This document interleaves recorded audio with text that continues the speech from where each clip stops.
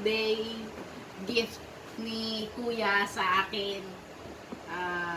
Kasi gusto ko gumawa ng sweets for business. Siyempre, pagkakakitaan. Natuwa ako. Ito, bubuksan ko na. Alam nyo guys, napakaganda na ito. Oh my God. Hindi ako makaniwala kasi ngayon na ako nakakita ng mixer na may kasama siyang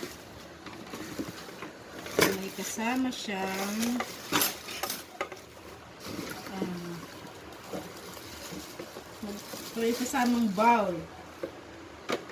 Ganon. Tapos, yung mixer, pwede detach siya, oh. Diba? Ngayon lang ako nakakita ng ganito. Kaya, yun po ako. Salamat, Kuya. I'm so blessed. We're so blessed. Actually. Kaya, matutupad ng pangarap kong gagawa ng mga sweets. Ngayon,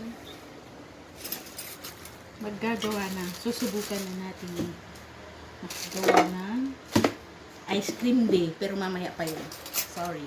Pero, ito. Masaya ako sa birthday kong darating.